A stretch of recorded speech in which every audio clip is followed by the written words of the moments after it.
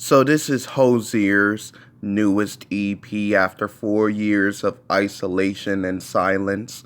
Hozier have just came out with this, and it is referencing one of my favorite people in the world, Nina Simone. Rest in peace. She had a biography, and now Hozier, he referenced her in his little EP.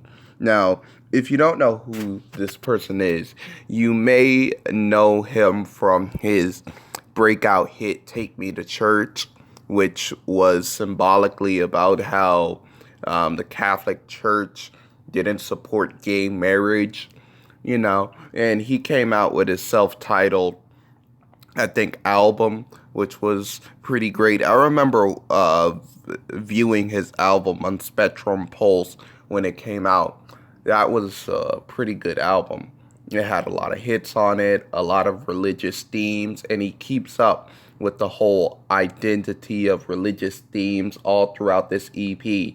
Starting out with Nina Cries Power, which could be a reference to also a gun in Second Amendment, because a Nina is also known as a gun.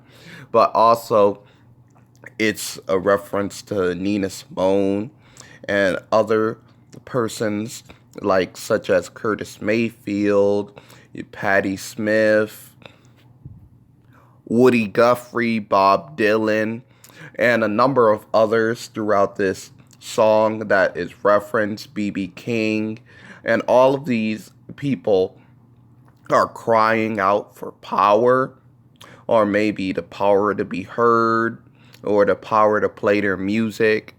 And he brings the only credited featured artist, Miss Staples, on this track, who I said previously they referenced Curtis, which Miss Staples, she actually featured with Curtis. And she's not new to the whole featuring with indie artists, as she featured with the Gorillaz. I don't think you would call that indie artist, but still. And she also featured with the band Arcade Fire, which was pretty nice, you know. And the gospel swell all throughout the track, which is in the background, was just absolutely amazing, I should say. I would give the track overall a 4.5 out of 5, a all-inspiring track. Now you get to the next track, which is nfwmb, which is No One Fucks With My Baby. It has a referencing the Bethlehem, so it could be a nod to the Virgin Mary. So literally nobody fucks with my baby since she's a virgin. So you get it? And it's another all-inspiring merging with the whole religious ideology that's common in his discography, which is nice. Just the creepy, eerie atmosphere that the track sets up gives it an overall good score of a 3.5. A very nice track. Moment Silent, shall I say, is an overall inspiring track. It's pretty experimental. It first starts off with this bluesy, jazzy New Orleans feel, only to build up to a guitar lick that sounds a little bit like Smokestack Lightning from Howlin' Wolf. When he had that dun, dun, dun, dun, dun, dun. Yeah, the guitar reminds me of this. Only towards the end of the track to have vocals that kind of remind me of Good Feelings by the Beach Boys, with how experimental they are and kind of in the same tone and atmosphere, I have to say.